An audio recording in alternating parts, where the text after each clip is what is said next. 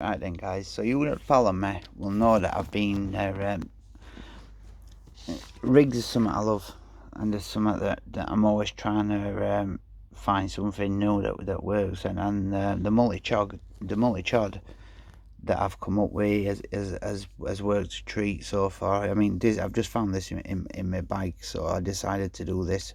But I will be honest with you, in future I won't be tying it like this. I will always be tying the knotless knot where it will be a figure of 8 loop knot passed over the hook, pulled back down, form a D in it like you would a multi-rig, but use the chod filament.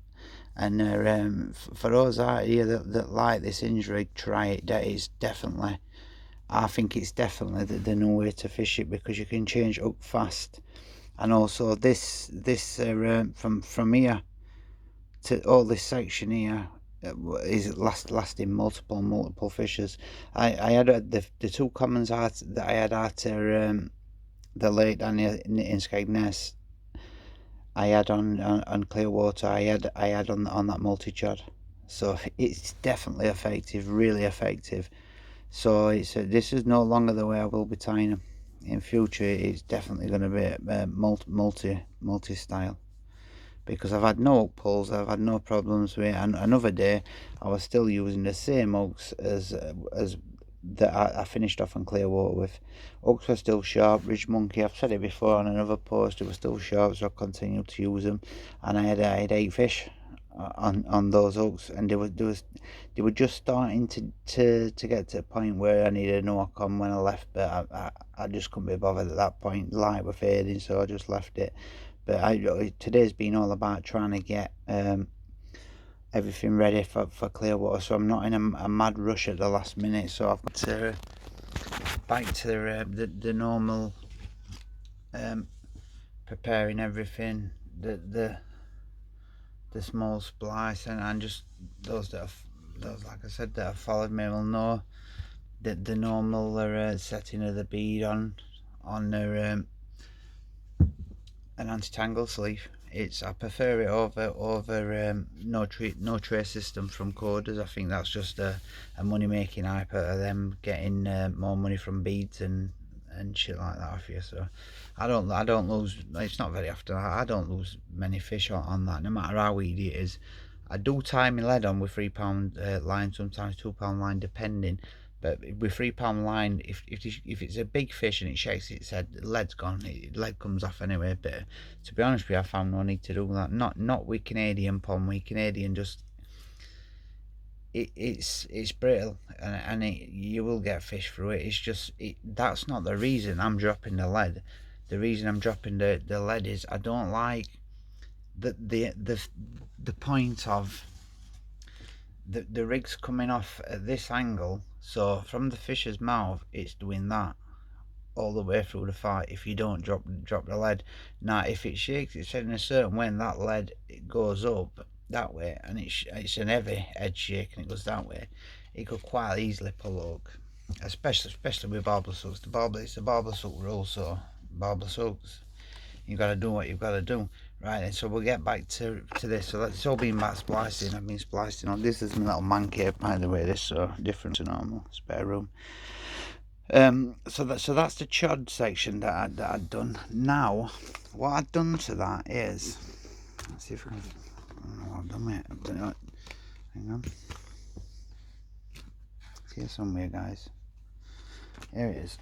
Right then. So from this now, what I'd done is, I'd gone from that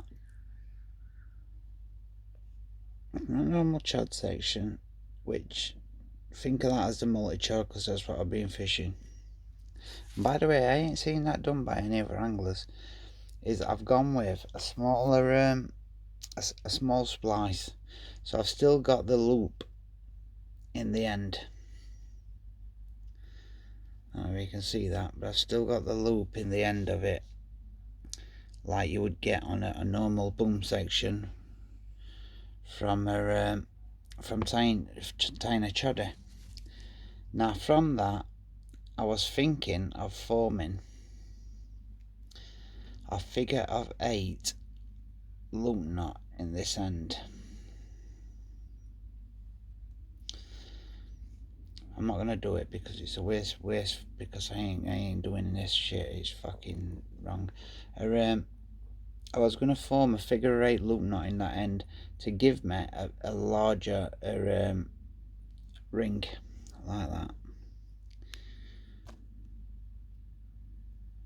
more like that actually, to give me that.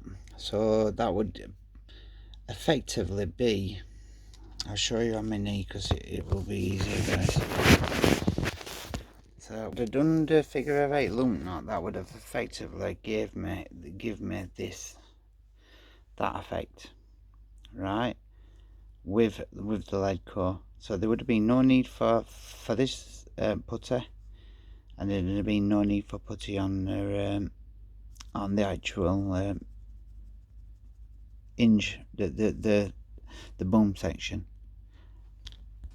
Right, now I've got to say something to you. Don't do it.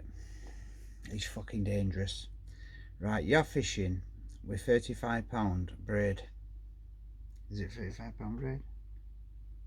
£45 lead core. Right, you're fishing a normal boom section, which I've spliced at this end to a big eye swivel. Now on a water where there were no silt and there were no chance of me losing fish, then I would probably have a go here, but weed it's just, I ain't. If what could happen is, right, is if you get done in any way and you leave the fish with that in its mouth, yep, you're leaving the fish with that in its mouth. So potentially you're leaving that. Now if that section there just happens to get snagged in a log and there's no way it can come out, then that fish is a dead fish, tethered. So don't do it, guys. Bad idea, honestly. Worth thinking about. We're definitely worth thinking about, but just don't do it. Especially on weedy waters. And to be perfectly honest with you, I wouldn't do it. I just wouldn't do it. It ain't worth it. It's not fair on fish. So simple as with that.